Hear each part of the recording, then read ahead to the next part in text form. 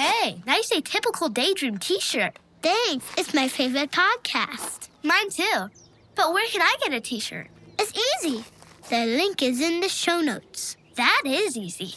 I'm gonna go get one right now. That's a great idea. Thanks. Bye. You bet. Stay cool. It sounded like some sort of terrible, threatening thing, like a roar or something. And I thought that it was another attack of some sort. I got so freaked out.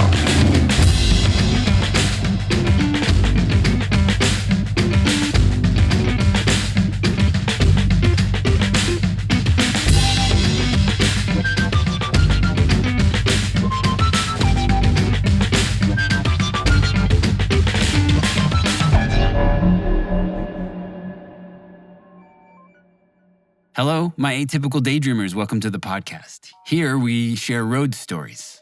If you think you got one, email me.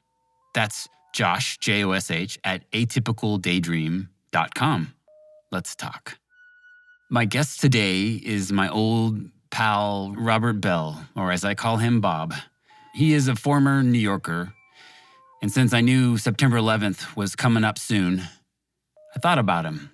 Bob was living in New York City on that wild morning. It's crazy. September 11th, 2001 was 24 years ago.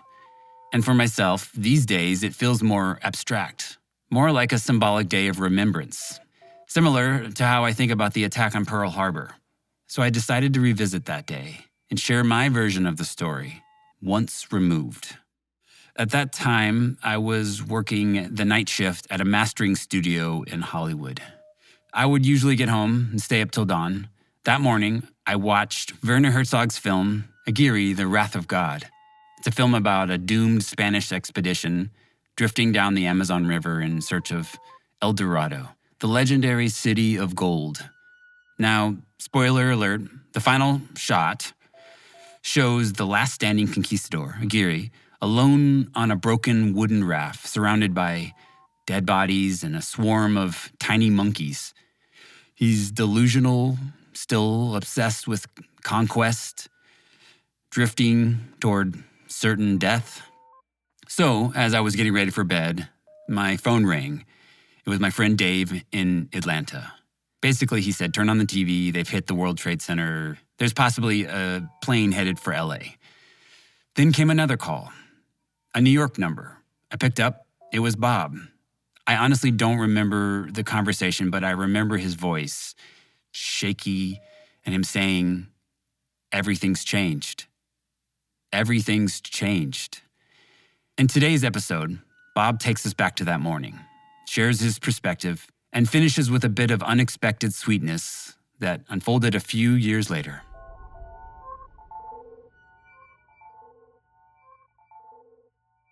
I had a really bad anxiety living in New York, was racked with panic attacks for years. And at this point, I was managing that through pot. So I smoked every night.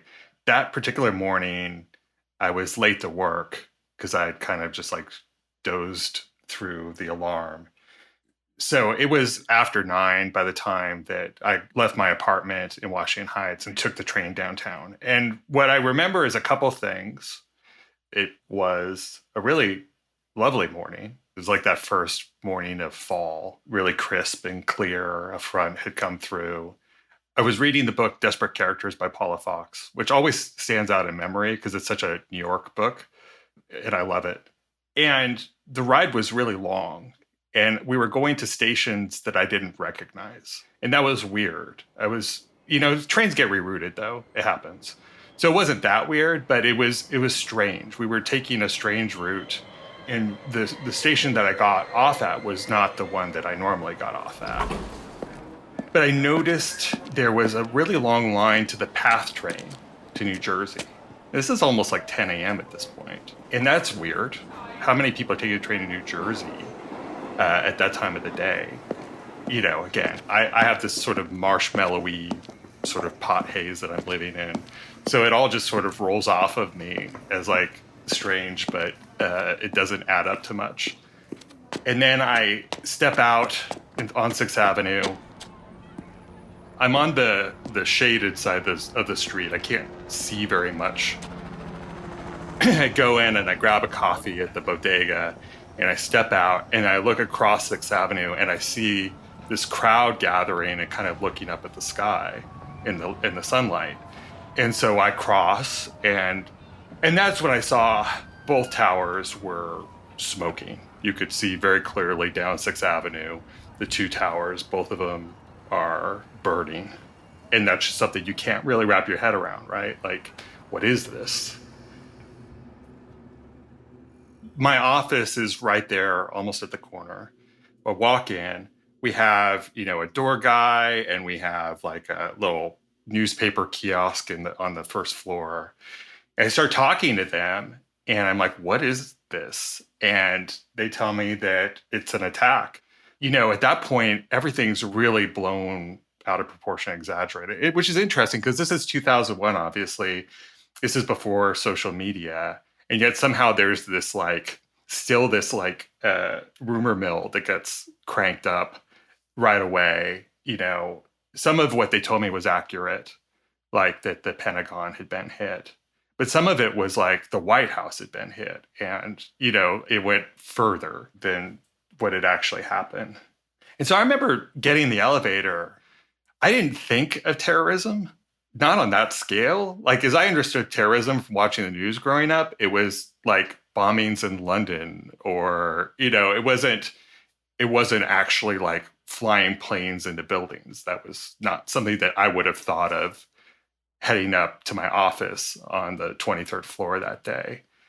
So I thought it was like a war, like an attack from, I don't know, North Korea or something. And I just didn't know that we would all make it through the day. To be honest with you, once that thought was in my mind, I was like, well, I live in New York City. We're already being attacked. I don't know what this day is going to bring. That was the first time I think in my life I'd ever contemplated something like that. And then I stepped out of the elevator and went to my office. And this woman that I worked with, it was a literary agency. It was just like two people that worked in the same office, the agent that I worked under and then her partner agent. My boss wasn't there. The partner agent had lived in Lebanon, grown up in Lebanon in the 80s. She was incredibly distressed. She'd been crying. It was hitting someplace in her that I think she could recognize. And the thing about this office, too, was that we had not been there very long. I think we'd moved in maybe just a couple weeks before.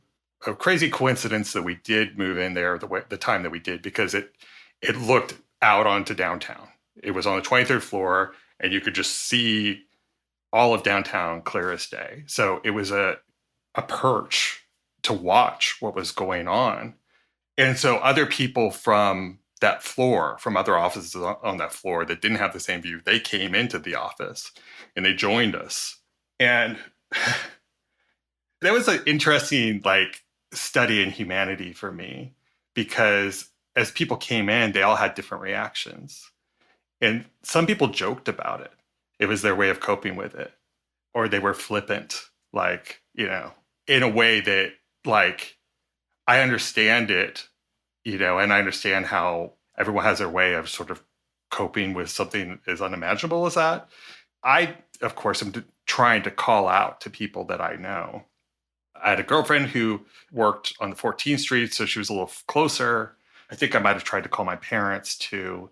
I was just trying to call anybody, but it was very difficult. It was difficult to get a line out. I think I reached you around that time, and you've told me what I said, but I honestly don't remember saying that. I think the thing, though, of everything has changed was, as I recall, something that the crowd that was gathering in the office was saying, or I'd heard, we'd been having that conversation, oh, we're in a different world now. So I might have just been repeating that. It might have been all I could really think to say at that time. I reached my girlfriend, and I remember I was talking to her, and that's when the first tower fell. And I saw that clearly from the window. And I was like, okay, I'm gonna go. And then, shortly after that, the second tower fell. And we weren't in the financial district. We were not directly impacted in any way that so many people were. We were close to the Empire State Building. So there were always threats to that. There was always the worry that, oh, if they've hit the World Trade Center, they're going to hit the Empire State Building. So we got to get out of here. And that was true, not just that day, but in days to come, there would be threats against the Empire State Building. We'd have to evacuate our office.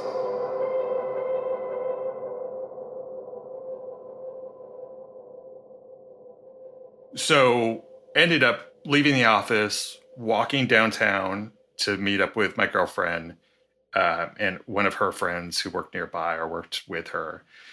And that friend had an apartment on 70th Street. And all we knew at that time, the trains weren't running, so there was no way to get on a train and get out of there, was to just try to get uptown.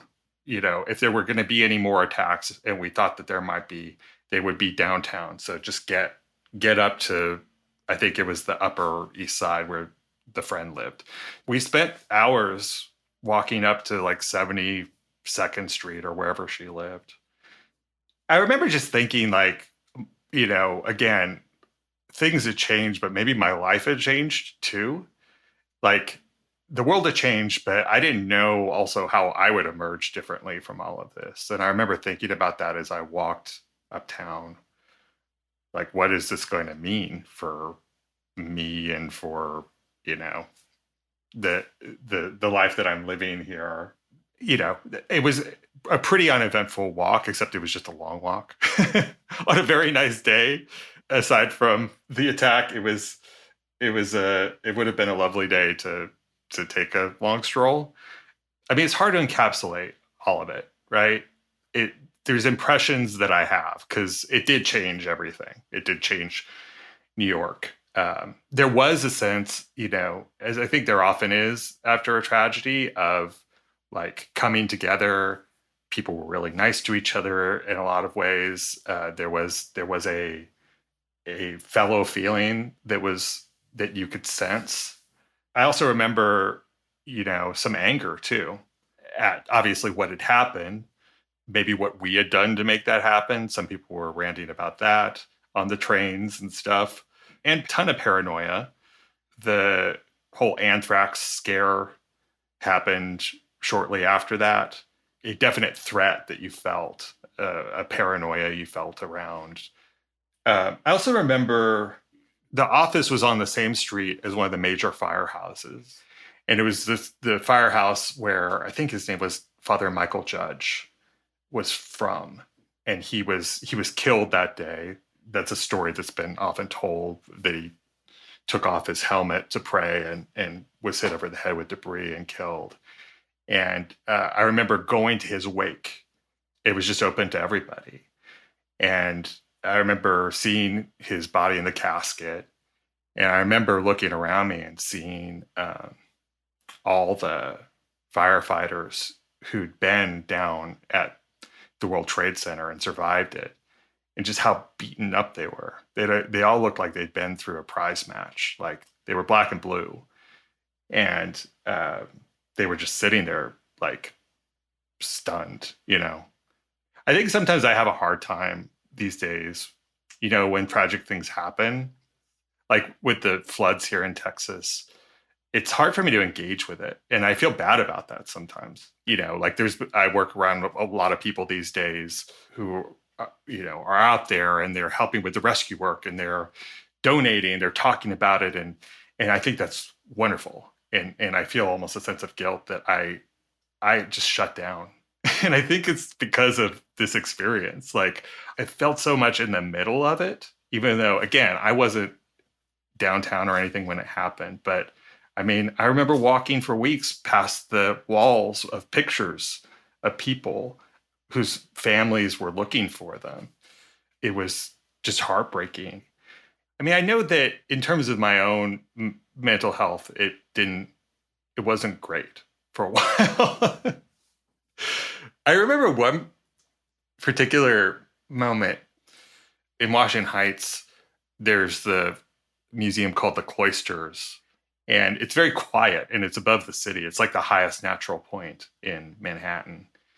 And so I'd go up to that park and I just, you know, I'd get stoned. I'd walk up there and I just sit by myself. and try to get away and try to find some peace. And I remember one time I heard it turned out to be a ship coming down the Hudson, blowing its horn. But it sounded like some sort of terrible, threatening thing, like a roar or something. And I thought that it was another attack of some sort. I got so freaked out. I think I literally ran away from the bench, worrying that, there was some other threat that was coming down.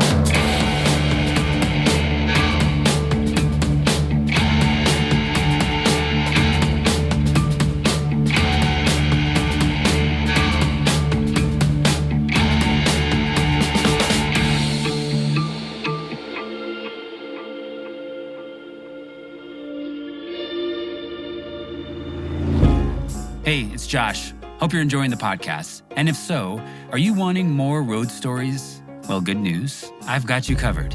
Consider becoming a patron. You'll have access to loads of great bonus stories that there just wasn't time for. And you'll be supporting a truly independent podcast. Find the link in the show notes. And thanks. Now back to the show.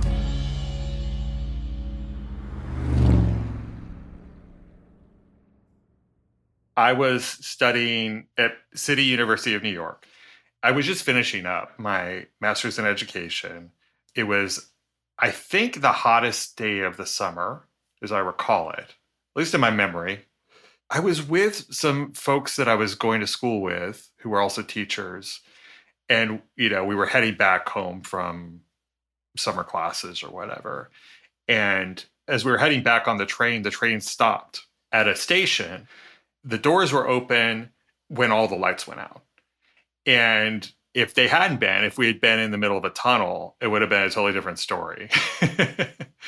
But I was able to just walk out of the train. I don't remember how we knew. I mean, I guess blackouts happen, brownouts happen. We just sense the power's gone. I don't remember any thought of 9/11. Which is a good thing. I mean, I think that was an interesting thing about 9/11 is that New York, in my experience, experienced it obviously firsthand and acutely for a good period of time. A few years later, when the blackout happened, though, I think New York had probably moved on more than the rest of the country had from 9/11. And so it didn't come to mind. It was just the power's out, I mean, I think everyone who lives in New York, and a lot of people outside New York, knows about New York blackouts. There are famous stories about New York blackouts. And some of them are very scary stories. I don't remember that entering in my head, probably because it was still broad daylight. And when I got out of the train, I don't remember exactly what part of Brooklyn I was in. It was somewhere near the canals, I think, the Gowanus, the disgusting Gowanus Canal. I think I parted ways with whoever I knew that I was riding with because they were going off to their neighborhood and I needed to walk back to mine. So I just started trekking through Brooklyn, middle of the day, very hot day. I remember a few things. One was there was an Italian, there were, I think, more than one Italian ice place along the way, and they didn't have refrigeration. So they were just giving away Italian ices. So folks were lined up and grabbing Italian ice. And I remember seeing a couple guys who, they looked to be Wall Street guys or something. I don't know how that makes sense, given what part of town I was in, but they were business guys, and they had unbuttoned their shirts, and their big bellies were hanging out, and they were just walking down the street with open shirts, not the fittest dudes, but they were living their best life with Italian ices and everything. So there was a sort of carnival atmosphere that emerged pretty quickly. And, I got a sense this is a 1977. This is, the hipster kids and the, whoever that lives in Brooklyn now getting a day off. There was all sorts of people out on the street. There were some people kind of hustling and price gouging, as much as they could. It was fun. I mean, people just started striking up conversations in the street that I saw, and there was almost like an era of romance, I remember. It started to come up. I saw like some coupling happening as I was walking along.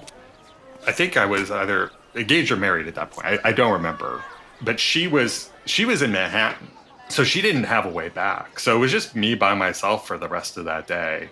I just went back to my place as night fell and I had the windows open because it was still a hot day and there was no air conditioning. And you could just hear everybody out. And I think I did go up to the roof of our apartment. And there were people up there and there were people up on other roofs. And it was nice. I like moments of transformation. That's why I like snowfall. Snowfall always transforms a city. Like you're in one city and then the snow falls. And for an hour or two, you're in a whole different city. And you haven't really gone anywhere, but everything's just changed around you in a delightful way, not in a scary way. And that's kind of what this was. Everything changed around us in a very festive way. It was like a big block party that got to happen that no one expected. I want to thank Bob for sharing his experience. Be sure to tune in 2 weeks for the next episode, where musician and wild man John Wesley Coleman shares a classic Shit Has Hit the Fan tour story. This podcast is created and produced by me, Josh Caldwell. Music by Visual Aid, my side music project. General support and copywriting by Miranda Caldwell. And if you know someone who you think might enjoy this show, send them this episode. The support really helps. Thank you for listening, and I hope you come back next time.